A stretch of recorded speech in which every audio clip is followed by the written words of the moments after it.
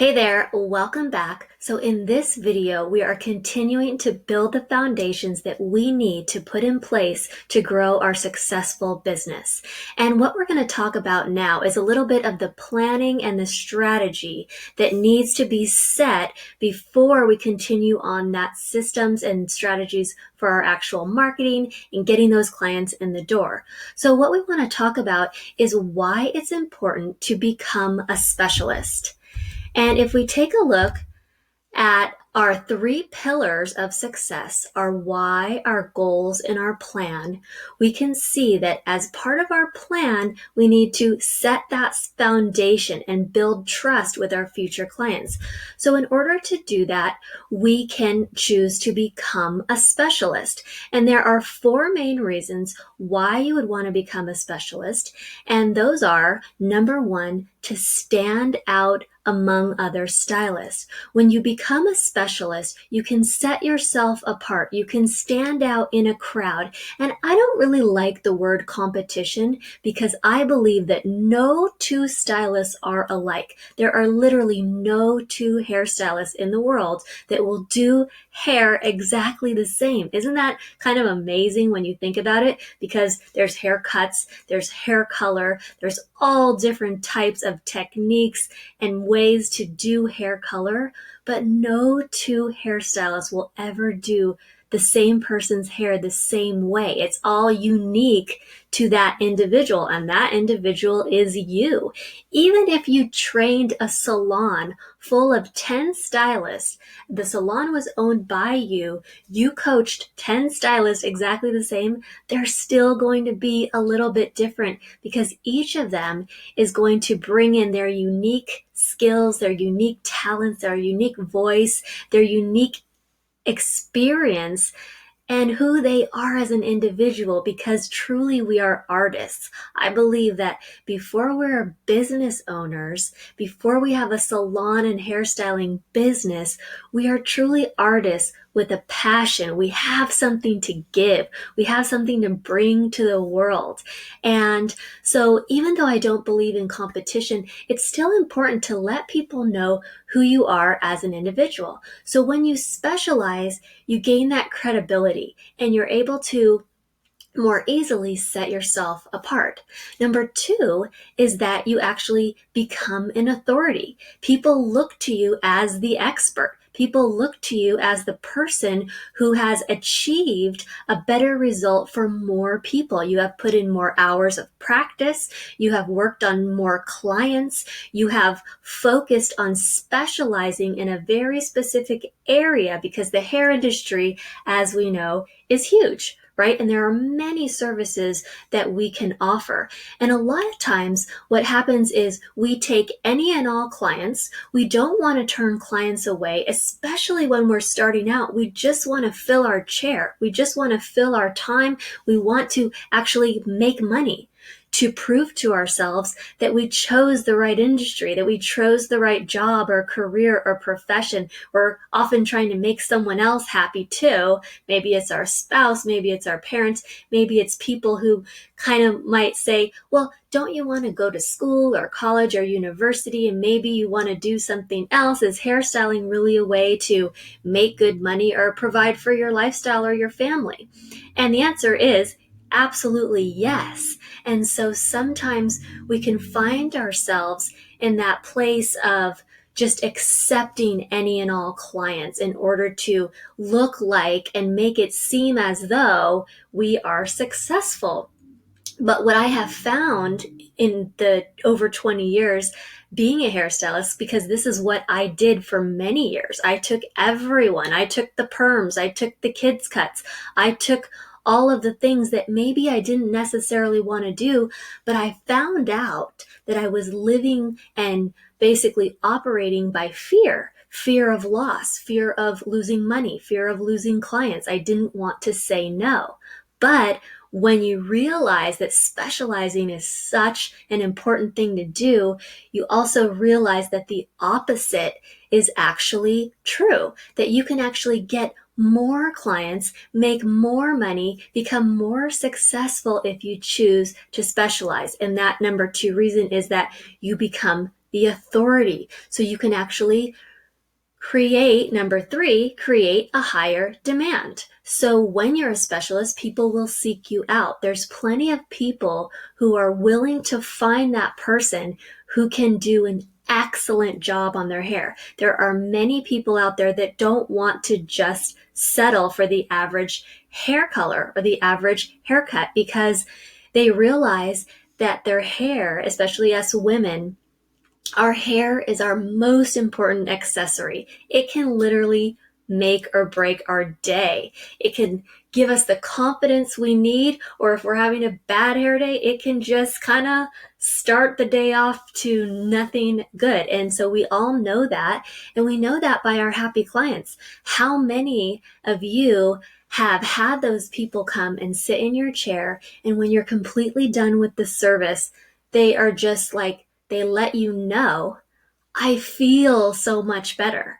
And they don't even say, I look, they say, I feel so much better, because their reflection in the mirror is a direct reflection on how they feel about themselves. So when their hair is beautiful, they feel beautiful, and then they go out into the world and act in a beautiful way. Maybe they're kinder to others because they feel good about themselves. So that's another side note of how important our job really is in order to bring more happiness to the world, I believe.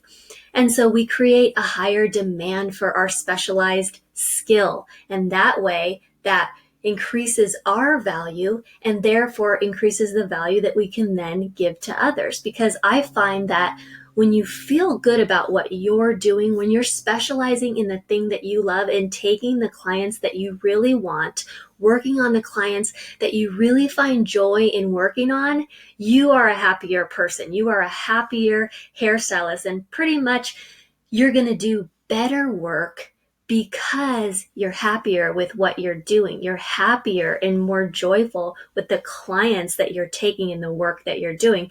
And number four is that you can charge higher prices. So when your value goes up and when you feel more self-worth, you can then charge higher prices because you have that specialized skill. You have put in the hours, you have put in the time, you have really honed your skills, focused on what sets you apart, and you can actually increase the value that you provide.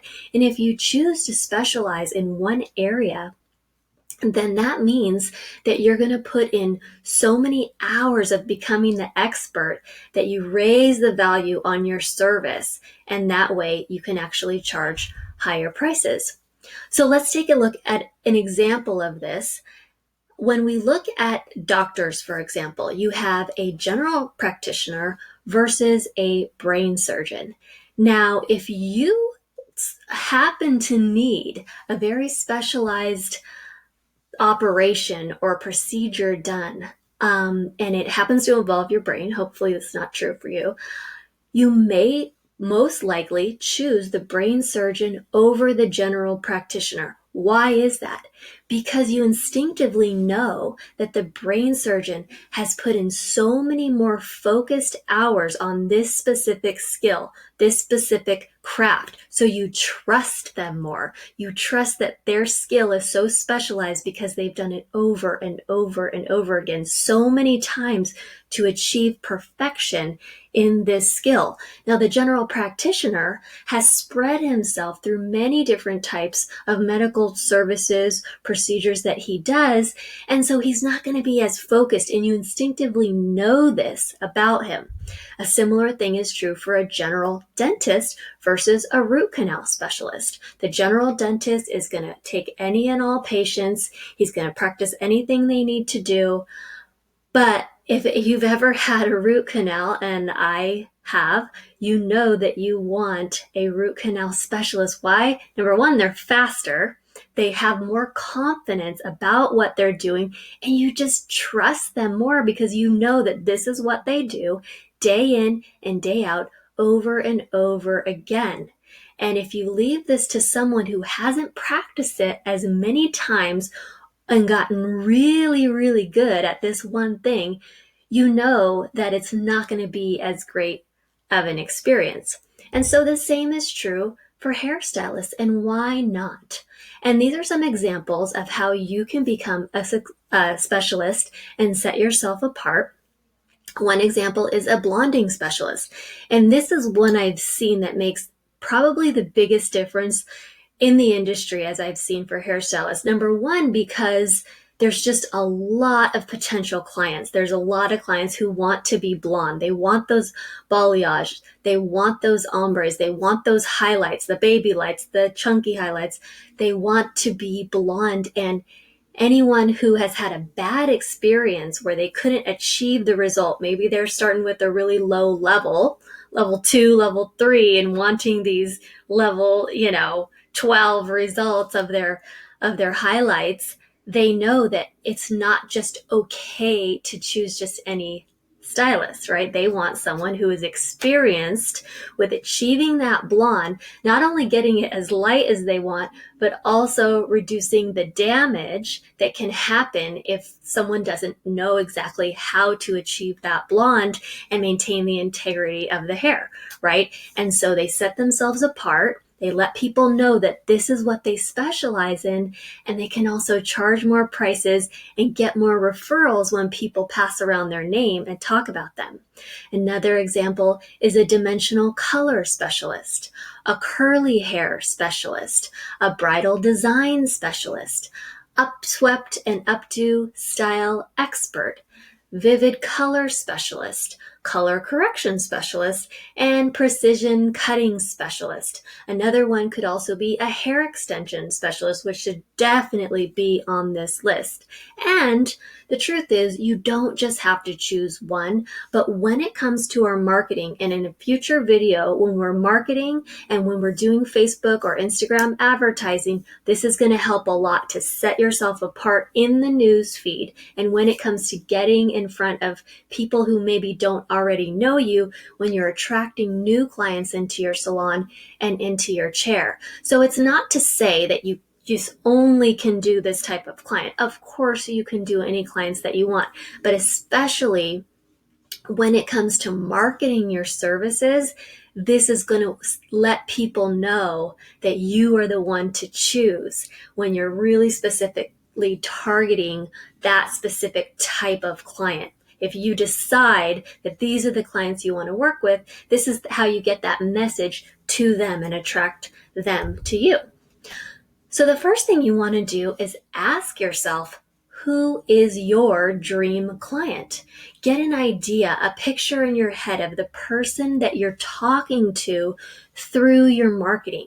The message, the story, the ad, the images, everything you're going to say in your advertising and in your marketing and in your posts and in your newsfeed, whether that's Instagram or Facebook or whatever else you use, you want to begin to talk specifically to a specific type of client so that they can hear you above all the noise in social media and know that you are talking directly to them. And so the first thing we want to do is we want to set up our dream client profile. And I like to call this our DCP.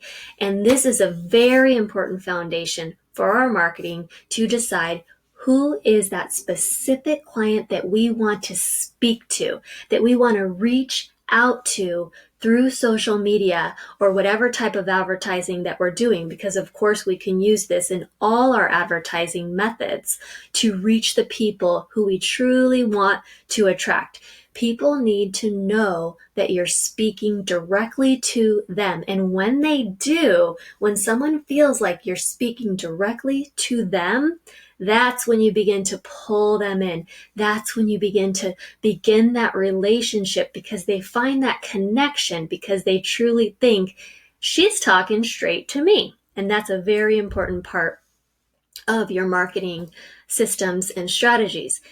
And so with our dream client profile, we will basically begin to ask a few questions. And it's very important to write this down. There will be a printout that you can download and print out below, or just write this in your journal on a notepad. But it's very important to begin to think about these things. And these things can change over time, but it's important to really focus on a specific client or specific avatar, which is sometimes the name used for it, an avatar. So we want to first give her or him a name. Now, most of us are going to be speaking to women, but whoever it is that you're speaking to, we want to give them a name. And that might sound silly, but we really want to create a profile, a real profile.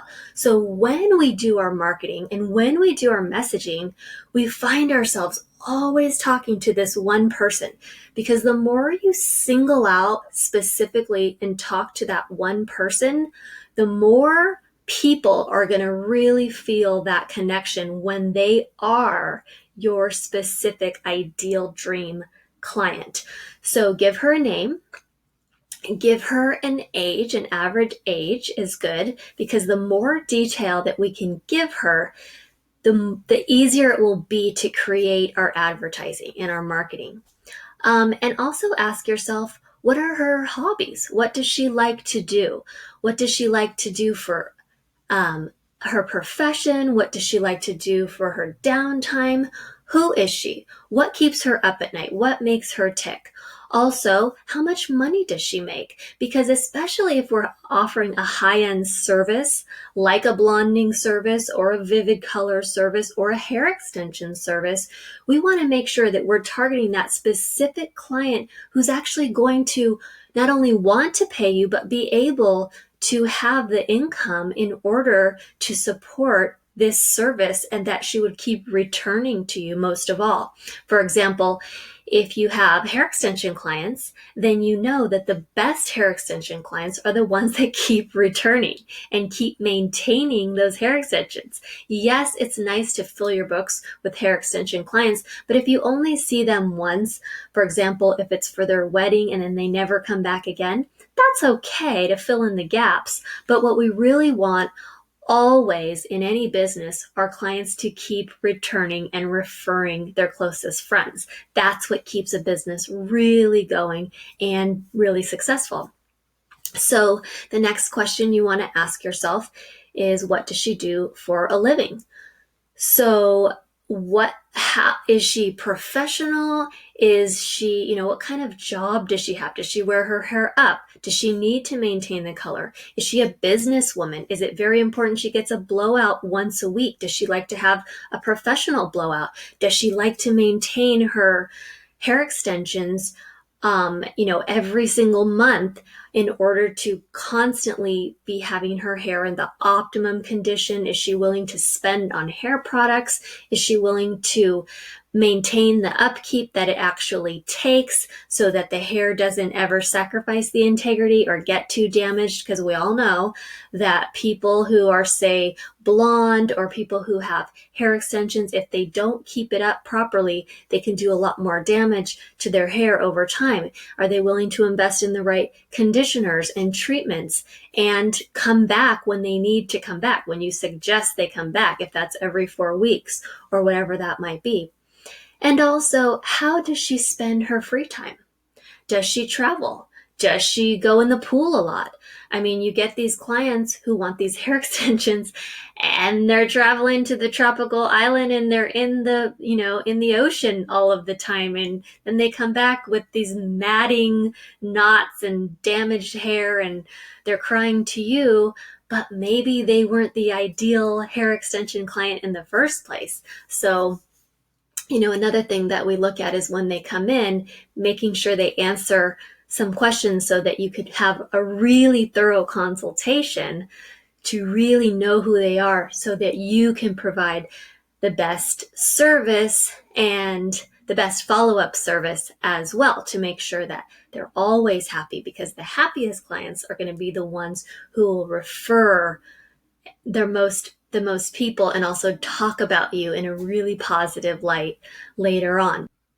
So think about those things, write them down, get an image for yourself, and in the next video, we're going to be talking about the lifetime value of a client and why it's important to see how much value a single client can bring you even over a year's time, and how that's going to be very important for building your business. I'll see you in the next video.